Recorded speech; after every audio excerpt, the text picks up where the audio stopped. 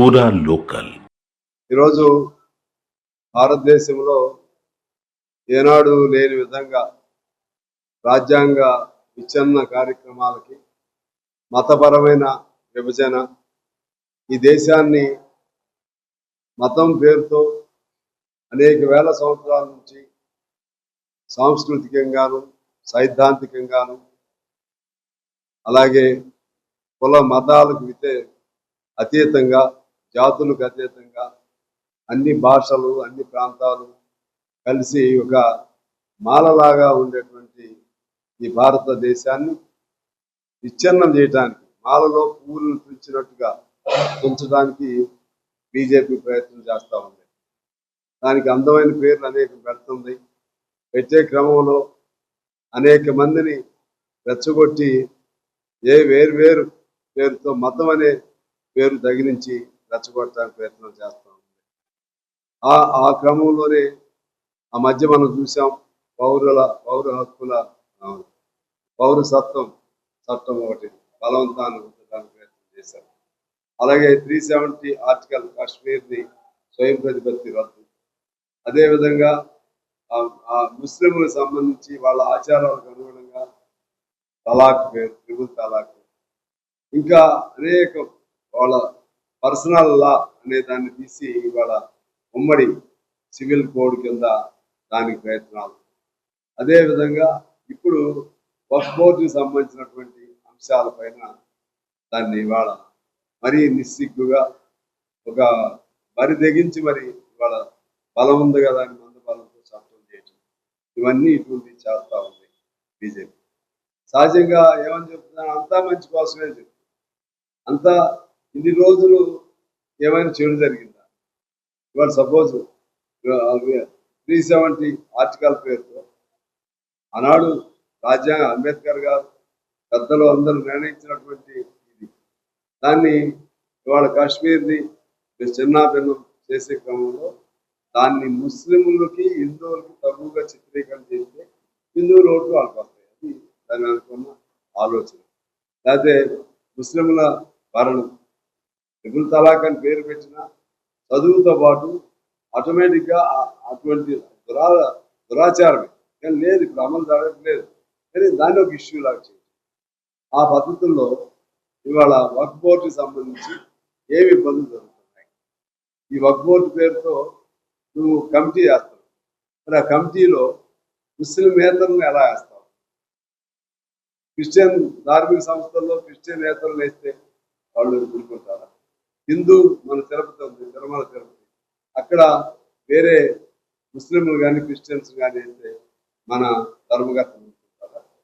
అందువలన ఇది బరిదెగించి ఇది జరగాలి, చర్చ జరగాలి. చర్చ జరుగుతూ ఆ విధంగా విభజన రావాలి. ఎప్పుడు హీటెడ్ పాలిటిక్స్ నడుస్తూ ఉండాలి. ఇది వాడు కోరుకునే అంశం. ఆ విధంగా హీటెడ్ పాలిటిక్స్ మతం పేరుతో నడుస్తూ ఉంటే అది అసలు సమస్యలు ప్రజలు మర్చిపోవాలి. ఈరోజు అసలు అదేవిధంగా ఆర్థిక సంపద కేంద్రీకృతం అవుతుంది కొద్దిమంది చేతుల్లో. అలాగే కార్మిక చట్టాలని బ్రిటిష్ కాలంలో ఉన్నటువంటి చట్టాలను కూడా వాటిని తీసివేసి 4 కోడ్లో కంటే 4 చట్టాల్లోకి అనేక చట్టాలు తీసుకురావటం జరిగింది. ఆ విధంగా రైతు సమస్యలు అలాగే ఉన్నాయి.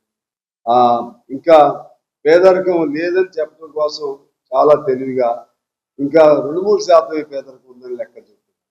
భారతదేశంలో 2-3% పేదరికం ఉందా? ఎందుకంటే దౌర్భాగ్యం, ఎందుకంటే అన్యాయమైన పరిభాష కానీ అన్యాయమైన అబద్ధాలు మరి ఎక్కడ లేవు. దేశంలో ఇప్పుడు 109వ స్థానంలో ఆకలి బాధలో భారతదేశం ఉంది. ఇలా చెప్పుకుంటూ పోతే అనేక అంశాలలో ఏ రంగంలో కూడా భారతదేశంలో ఇవాళ స్థితిగతులు బాగలేదు. దీనికి అన్నిటికీ పరాకాష్ఠ ఏంటంటే ఇప్పుడే పైన సదస్సు జరుగుతుంది. ఇవాళ మావోయిస్టుల పేరుతో 26 మార్చి నాటికి మొత్తాన్ని తొదముట్టిస్తాను. ఎవరిచ్చారు వీళ్ళకి హక్కు? అమిత్ షాకి ఎవరిచ్చారు? రాజ్యాంగంలో ఎక్కడ పొందుపరిచారు? చంపేయమని మావోయిస్టులు అయితే చంపేయమని చెప్పారా? తప్పు చేస్తే కేసులు పెట్టు, ప్రశ్నించేవాడిని చంపేమని ఎవరు చెప్పారా? తప్పు చేస్తే కేసులు పెట్టు. అంటే ఈ పద్ధతుల్లో ఈ దేశంలో కానరాని అర్థం కాకుండా పైన అంతా ప్రశాంతంగా ఉన్న ముసుగులో లోపల అగ్ని గోళాలను రగులుస్తున్నారు. ఇది తాత్కాలికంగా మాత్రమే దాన్ని చెప్పింది ఒక రామ మందిరం అన్ని తాత్కాలిక ప్రయోజనాలు తప్పితే దీర్ఘకాలికంగా ప్రజలకు ఉపయోగపడేది కాదు. మరి హిందూ మతంలో ఉన్నటువంటి పేదవాళ్ళు ఉన్నారు, వాళ్ళ సమస్యలు ఏమైనా పరిష్కారం అయ్యాయా? 10 ఏళ్ల కాలంలో పేదరికం ఏమన్నా తగ్గిందా? లేకపోతే బీసీలు ఉన్నారు, వాళ్ళ సమస్య ఏమైనా పరిష్కారం అయిందా? అదేవిధంగా ఇక్కడ నుంచి అందుకు చాలా చెప్తారు, మనం ఏదన్నా మన బీసీలది వర్గీకరణ ఇవన్నీ పంపించాం, అవి పక్కన పడేస్తారు, ఏదో పేరు పెట్టి పక్కన పడేస్తారు. ఈ విధంగా బీజేపీ అనేది ఒక దుర్మార్గమైన పాలన సిద్ధపడింది. తెలంగాణ రేపు మాదే అని చెప్పి బీజేపీ వాళ్ళు చెప్తా ఉన్నారు. మీదంటే ఎక్కడి నుంచి మీకు వస్తుంది? మొన్నే సాగు తప్పి పన్నులు పట్టపోయింది. ఇవాళ వాళ్ళు నితీష్ లేదా చంద్రబాబు సహకారంతో పైన నిలబడ్డారు. ఆ తర్వాత కొన్ని రాష్ట్రాలు మళ్ళీ మీ ఎర్త్ అండ్ ఎవెంట్ మూవ్ చేసి కొన్ని రాష్ట్రాలు ఇచ్చేస్తారు. కానీ ప్రజలు ఎప్పుడు కూడా గుడ్డిగా ఉండరు. కాబట్టి తెలంగాణలో అసలే మీ ఆటలు సాగవు. తెలంగాణలో అసలు ఏ పేరుతో మీరు ప్రజలను ఓట్లు అడుగుతారు? ఏ పేరుతో మీరు అడగలేరు. ఏం చేసామని అడుగుతారు?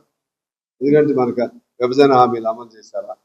లేకపోతే మీకు తెలంగాణకు మేము ప్రత్యేకంగా ఇచ్చాము, వాళ్ళు ఇవ్వకపోగా మనకి తీసుకెళ్ళిపోతున్నారు. మీరు అన్ని లెక్కలు చూస్తూ ఉంటుంటారు.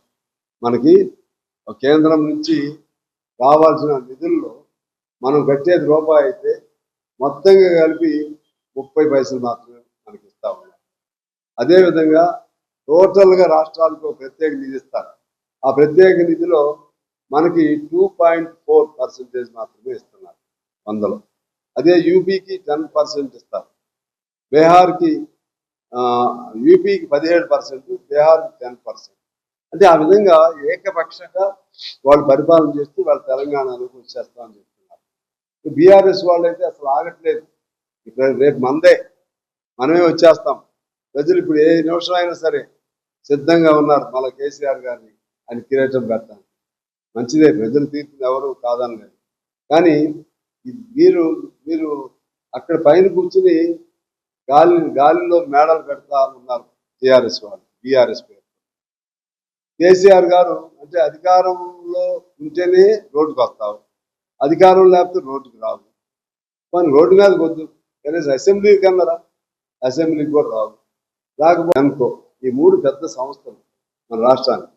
ఈ సంస్థల్ని ప్రైవేట్ వాళ్ళు మింగేయడానికి ప్రయత్నాలు జరుగుతుంటే ప్రభుత్వం వాళ్ళకి ఎర్ర తివాచి పరుస్తున్నట్టుగా మాకు అనుమానంగా ఉంది. దాన్ని ఎట్టి పరిస్థితుల్లోనూ మీరు అలా కాంగ్రెస్ పార్టీ చేయడానికి వీల్లేదు. దాన్ని ఎట్టి పరిస్థితుల్లో వ్యతిరేకిస్తాం, ఎదుర్కొంటాం.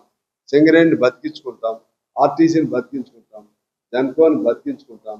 అదేవిధంగా హక్కుల్ని ఎవరైనా బీజేపీ అయినా కాంగ్రెస్ అయినా ఈ హక్కుల్ని, ప్రజల హక్కుల్ని కాలరాయాలంటే ఎప్పుడైనా సరే ప్రజల తరఫునే మేము ఉంటామని చెప్పి తెలియజేస్తూ మీ అందరికీ హృదయపూర్వక